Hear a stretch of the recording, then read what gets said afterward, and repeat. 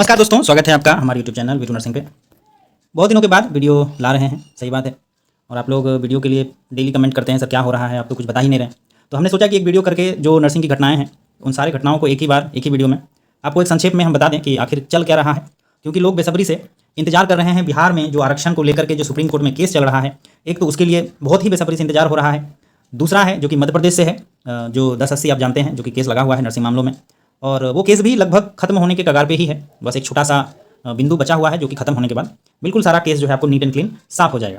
दूसरा मैटर है कि रेलवे में आरआरबी नर्सिंग सुपरिटेंडेंट में कहाँ से कितने फॉर्म गिर रहे हैं। एक अगर हम लोग, क्योंकि हमारे पास लगभग 4 से 5 हज़ार बच्चों का ग्रुप है, तो एक एनालिसिस या एक अंदाज़ा लगाया जा सकता है कि लोग कहाँ फॉर्म भर रहे हैं। हालांकि ऑफिशियल डाटा नहीं है, लेकिन एक सर्वे के अनुसार सबसे ज़्यादा कहाँ फॉर्म भरे जा रहे हैं वो भी हम आपको इस वीडियो में बताएंगे। और सबसे इंपॉर्टेंट यह है कि अभी तक कुछ बच्चे ये सोच करके फॉर्म नहीं डाल रहे हैं कि उनके पास ओबीसी सर्टिफिकेट नहीं है, ठीक है, या एससी एसटी का सर्टिफिकेट नहीं है। यानी कि जो रिजर्वेशन कैटेगरी वाले जो लोग हैं उनके पास सर्टिफिकेट नहीं है, इसीलिए वो फॉर्म नहीं डाल रहे हैं। हमारे पास कई ऐसे जो क्वेरीज हैं वो आया है, इसलिए हमने सोचा एक वीडियो में इसको भी बता दिया जाए कि अगर आपके पास ओबीसी नहीं है या एससी एसटी सर्टिफिकेट नहीं है तो क्या हम फॉर्म को डालें या नहीं डालें। ठीक है, तो चलिए वीडियो को शुरू करते हैं और सारे टॉपिक को हम बारी बारी से आपको बताने का प्रयास करेंगे। और आपको एक इंपॉर्टेंट सूचना है कि आप चैनल को जरूर सब्सक्राइब कर लें, क्योंकि अगर हमारे पास समय का थोड़ा सा अभाव रहता है जिसके कारण हम अगर वीडियो नहीं कर पाएंगे तो आप लोग पोस्ट के माध्यम से जो भी अपडेट होगा उसको आप जान सकते हैं। हम यूट्यूब के जो कम्युनिटी पेज होता है वहाँ भी पोस्ट डालते हैं, और आप हमारे व्हाट्सएप ग्रुप में जुड़ सकते हैं जहाँ पे इंस्टेंट पोस्ट जो है, इंस्टेंट अपडेट जो है हम वहाँ पे ग्रुप के माध्यम से आप तक पहुँचा देते हैं। तो चलिए वीडियो को शुरू करते हैं। सबसे पहली बात हम करते हैं सुप्रीम कोर्ट में जो केस लगा हुआ है बिहार सरकार का। आप जानते हैं diary number 28,544/24 state of Bihar versus Gaurav Kumar. ये केस आपको पता है 9 सितंबर को जो है इसको लिस्ट किया गया था, लेकिन 9 सितंबर को इसका जो हियरिंग है वो नहीं हो पाया। अब यहाँ पे देख लीजिए 9/9/2024 लिस्टेड है। लिस्टेड तभी कोई केस होता है जब उस केस को उस दिन जिस दिन लिस्ट किया गया है उस दिन उसकी सुनवाई होती है। चीफ जस्टिस के पास बिहार सरकार का केस लगा हुआ है, उसी के कोर्ट में गया हुआ है, चीफ जस्टिस के कोर्ट में। और साथ में 2 और जजेस हैं जो कि जेबी पार्टीवाला और mister justice Manoj Mishra. 3 bench का जो है ये कोर्ट है जिसमें बिहार सरकार आरक्षण मामलों पे जहां सुनवाई होने वाली है। आप लोग को पता है जो 29/7 को हियरिंग हुआ था सुप्रीम कोर्ट में, उसमें चीफ जस्टिस के द्वारा ही कहा गया था कि आपका जो अगली सुनवाई होगी और फाइनल सुनवाई, ठीक है, जो फाइनल सुनवाई होगा वो सितंबर के फर्स्ट वीक में होगा। ठीक है, तो इसीलिए 9 सितंबर को जो है इसको लिस्ट किया गया था, लेकिन किसी प्रकार का कोई सुनवाई इसमें नहीं हो पाया। नहीं होने का कारण क्या था कि जो सीरियल नंबर है हो सकता है वो ज़्यादा, क्योंकि सीरियल नंबर 100+ जो सीरियल नंबर होता है केस का, बारी बारी से जो केस आते हैं कोर्ट में वो सीरियल नंबर होता है। तो सीरियल नंबर 110 पे लिस्ट हुआ था और लास्ट होते होते जो है 110 का नंबर ही नहीं आया। ठीक है, फिर से 9 तारीख का केस को अगली बार लिस्ट किया गया था 11/9 को। आप यहाँ पे देख लीजिए, ये 11/9/24 को लिस्ट किया गया था वापस से। यहाँ पे हम आपको 11/9 का दिखाते हैं। ठीक है, ये 11/9 का देख लीजिए, यहाँ पे state of Bihar versus Gaurav Kumar, diary number 28,544 present और लिस्ट ऑन। यहाँ पे देखिए 11/9/2024, यह भी सीरियल नंबर 110 था।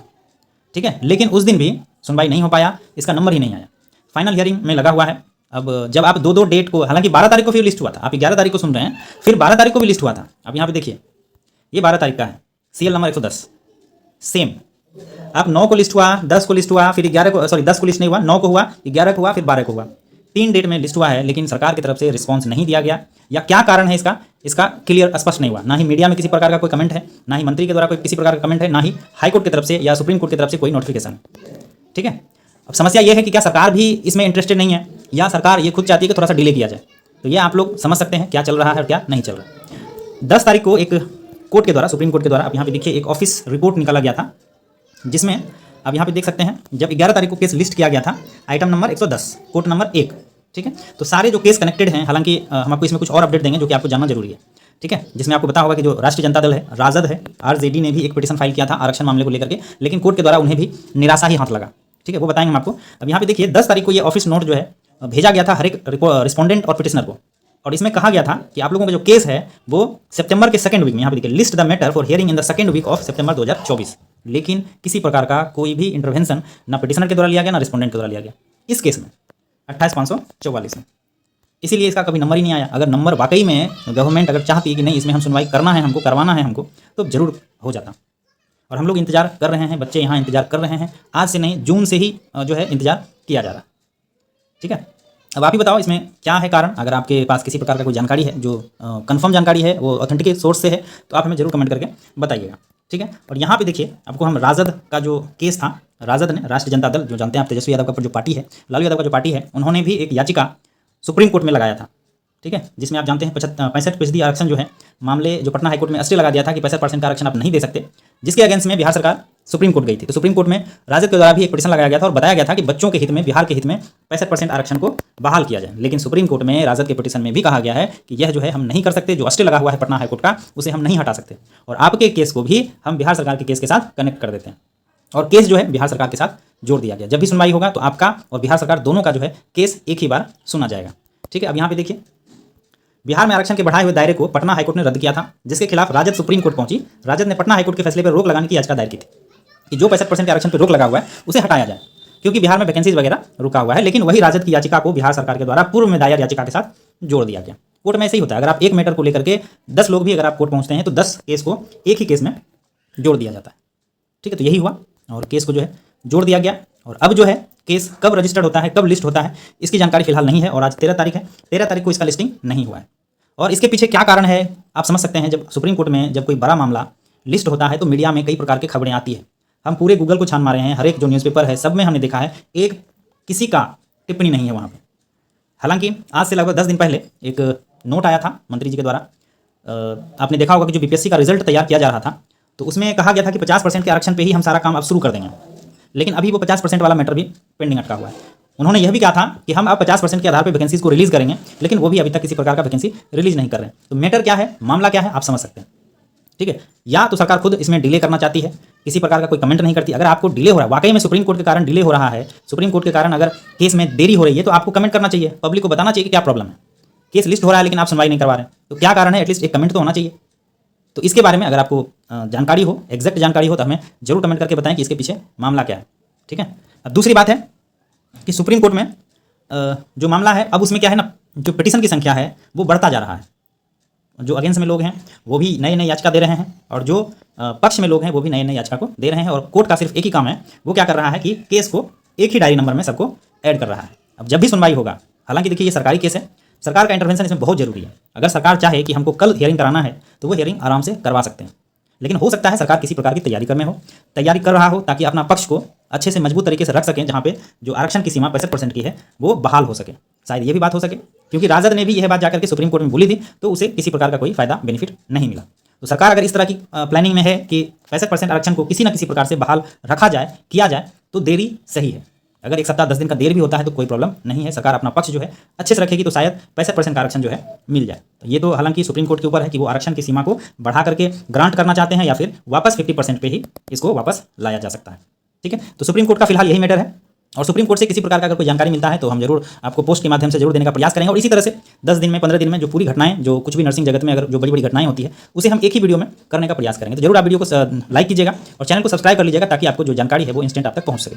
दूसरी बात है कि मध्य प्रदेश में, ठीक है, यह भी बहुत इंपॉर्टेंट है, मध्य प्रदेश में आपको पता हो 1080 का जो मामला है वो आज 13/9 को भी लिस्ट किया गया है। ठीक है, सीरियल नंबर 9 यानी जो सीरियल नंबर है 9 पे वो लिस्ट किया गया है। आपने देखा होगा अभी कुछ दिन पहले ही, आई थिंक 9 तारीख को इसका हियरिंग था और 9 तारीख की हियरिंग में कुछ महत्वपूर्ण बातें हुई, जिसमें से रजिस्ट्रार को बहाल किया गया है, जो मेन रजिस्ट्रार होता है। और जो प्रशासक, इतने दिनों से आप जानते होंगे जो प्रशासक थे, चाहे योगेश शर्मा थे या फिर बाद में अभिषेक दुबे आए, ठीक है, तो उन लोगों को हटा दिया गया है, प्रशासक को हटा दिया गया है। प्रशासक की जगह पे काउंसिलकार जो रजिस्ट्रार है उसको नियुक्त किया गया।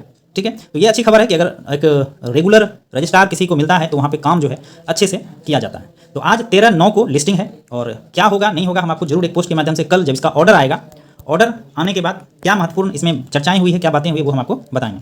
अब रही बात आपको एनओसी और माइग्रेशन का, क्योंकि आपको एनओसी और माइग्रेशन के बारे में जानकारी चाहिए था, तो एनओसी और माइग्रेशन के बारे में हम आपको बता दें कि हमारे द्वारा एक पत्र लिखा गया था रजिस्ट्रार को, आप लोगों ने देखा होगा, हमने ग्रुप में भी शेयर किया था।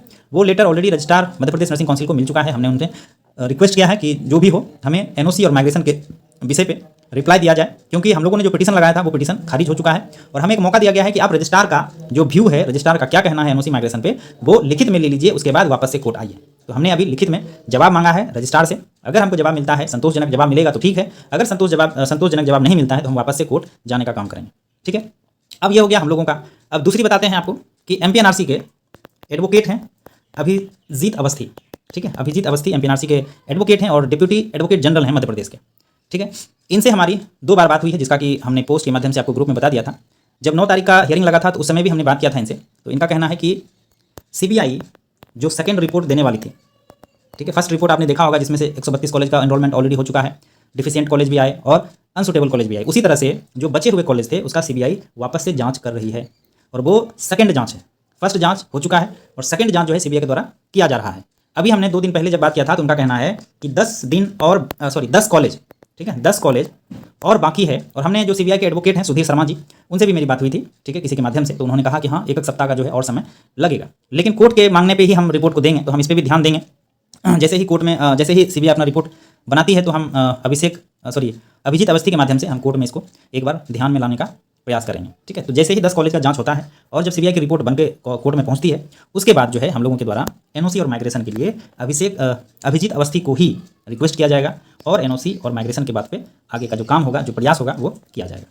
और अभिजीत अवस्थी ने हमें आश्वासन दिया है कि अगर सीबीआई रिपोर्ट दे देती है तो हम भरपूर प्रयास करेंगे कि जो 19-22 वाले बच्चे हैं उनको एनओसी और माइग्रेशन के लिए ग्रांट जो है दिलवा दें, ठीक है, क्योंकि बहुत पहले का मामला है। हमने सारी बातें उनसे किया हुआ है और जो कुछ होगा वो सीबीआई की रिपोर्ट के बाद ही होगा। तो उम्मीद है कि अगला हियरिंग जो है 21 को, ठीक है, 21/9 को ऑर्डर डेट है, 21/9 को लिस्ट हुआ है ऑलरेडी। हालांकि 13 तारीख को जो लिस्ट हुआ है वो अब किस लिए हुआ है ये हमें भी जानकारी नहीं है, लेकिन जो ऑर्डर डेट है लिस्टिंग का वो यहाँ पे 21/9/2024 का है। आपने ऑर्डर में भी पढ़ा होगा, ठीक है। तो 21 तारीख को सीबीआई के द्वारा शायद रिपोर्ट जो है दिया जाए। अगर 21 तारीख को नहीं देगा तो नेक्स्ट हियरिंग में पक्का जो है सीबीआई अपना रिपोर्ट देगी। 21 तारीख की हियरिंग से पहले हम अभिजीत अवस्थी जी को एक बार बात करेंगे, उनसे रिक्वेस्ट करेंगे कि अगर सीबीआई अपना रिपोर्ट 21 तारीख को नहीं देती है तो कोर्ट में इस बात को चर्चा में लाया जाए कि अगली हियरिंग में सीबीआई अपना रिपोर्ट सबमिट करे। जब सबमिट होगा तो फिर एनओसी और माइग्रेशन में कोई भी तकलीफ नहीं है।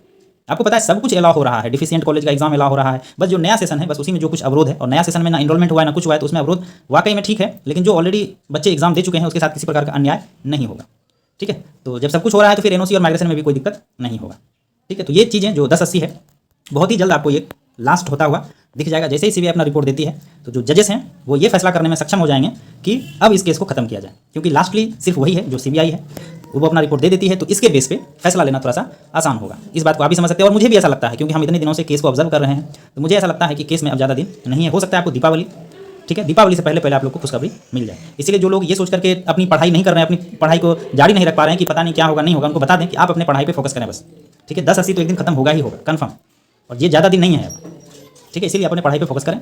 जैसे ही ये खत्म होता है और आप लोग सक्षम हो सकते हैं, आपके पास किसी प्रकार का कोई भय और किसी प्रकार का कोई डाउट जो है अब नहीं रहेगा, ठीक है। अब बात करते हैं रेलवे का, ठीक है। आप लोग जानते होंगे अभी 16/9, ठीक है, 16/9 तक इसका डेट है, 16/9 तक इसका लास्ट डेट है। और आप लोग शायद फॉर्म को भर दिए होंगे, अलग अलग जोन्स में भर दिए होंगे। कई लोग कलकत्ता, मुंबई, प्रयागराज, ठीक है, गोरखपुर, अलग अलग जोन में जो है अपने फॉर्म को डाला है, ठीक है। तो बहुत अच्छी बात है, आप लोग फॉर्म ने डाला और आप लोग अपनी तैयारी को भी बना करके रखिए। हमने अपने ग्रुप में कुछ एक सर्वे किया था, लगभग 3-4 दिन हो गए हैं।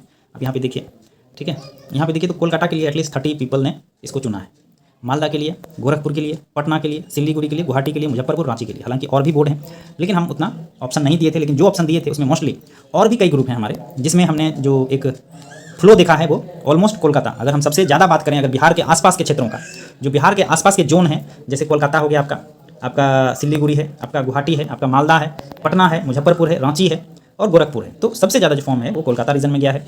उसके बाद बात करें तो पटना, गोरखपुर, गुवाहाटी, सिलीगुड़ी, मालदा, ठीक है।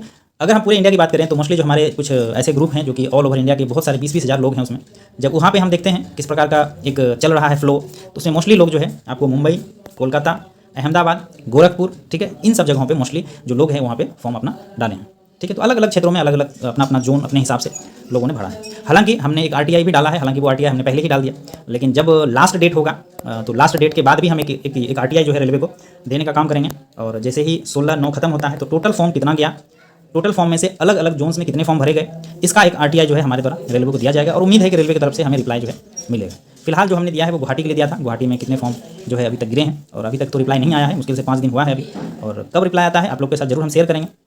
बाकी 16 तारीख के बाद एक फ्रेश आरटीआई जो है पूरे इंडिया के लिए डाला जाएगा, ठीक है। उसके बाद सबसे इंपॉर्टेंट कि कुछ लोगों के पास जो है ओबीसी नहीं है, ठीक है, ओबीसी नहीं है या SC ST सर्टिफिकेट नहीं है, EWS नहीं है, तो वो लोग क्या करें। तो आपको बता दें कि अगर आपके पास पुराना वाला भी है, 1 साल 2 साल 3 साल का भी पुराना है, तो आप उसमें डाल दीजिए। अगर आपका सिलेक्शन होता है जिस टाइम DB होगा, ठीक है, तो शायद जिसके पास नहीं है तो उनके पास कुछ तो ऑप्शन होना चाहिए, लेकिन फॉर्म सबको डालना है। अगर आपको ये नहीं करना है, ओल्ड वाले को नहीं डालना है, 2 साल से पुराना ओबीसी सर्टिफिकेट को नहीं डालना है। हालांकि देखिए जो SC ST वाले हैं वो डाल सकते हैं, कोई प्रॉब्लम नहीं, आपका जितना पुराना होगा आप डाल सकते हैं, लेकिन ओबीसी में उन्होंने लिखा हुआ है, रेलवे की तरफ से एक नोटिफिकेशन आता है कि आपका जो ओबीसी है वो 1 साल पुराना होना चाहिए, ठीक है। लेकिन अगर आपके पास ओबीसी नहीं भी है, अगर 2 साल पुराना भी है तो डाल सकते हैं। अगर आप नहीं डालना चाहते हैं तो आप जो है जनरल कैटेगरी से, ठीक है, जनरल कैटेगरी से आप फॉर्म को डालिए, लेकिन फॉर्म जरूर डालिए। ये सोच करके नहीं कि मेरे पास ओबीसी नहीं है तो हम नहीं डालेंगे।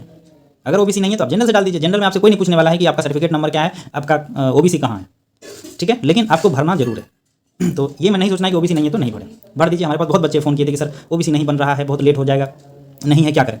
तो नहीं है तो कोई बात नहीं, आप जनरल से भर दो, कोई दिक्कत नहीं है, ठीक है। अगर आपकी तैयारी अच्छी होगी तो जनरल से भी आपका सिलेक्शन हो जाएगा, ठीक है। तो फिलहाल वीडियो में जो अभी इंपॉर्टेंट बातें था वो हमने आपको बता दिया, और जैसे भी आगे हमें कुछ जानकारी मिलती है, हमारे पास अपडेट आता है, तो इसी तरह से हम 3-4 टॉपिक को जोड़ करके आपके लिए वीडियो लाया करेंगे। अभी थोड़ा सा समय का अभाव है, इसीलिए हम सारी चीज़ों में फोकस नहीं कर रहे हैं। अलग अलग वीडियो करना थोड़ा सा मुश्किल है, ये समय हमने आपके लिए निकाला है। तो वीडियो को जरूर शेयर कीजिएगा, अपने सारे ग्रुप में शेयर कीजिएगा, ताकि सुप्रीम कोर्ट का मामला, मध्य प्रदेश से जो लोग जुड़े हुए हैं वहाँ पर क्या चल रहा है, और रेलवे में कहाँ क्या कुछ हो रहा है, वो आपको जानकारी जो है आप तक पहुँचा सके, ठीक है दोस्तों। बाकी किसी अपडेट के लिए, किसी जानकारी के लिए हमें कमेंट कर सकते हैं, कमेंट का जवाब जो है हम देने का प्रयास करेंगे, ठीक है। थैंक यू, धन्यवाद।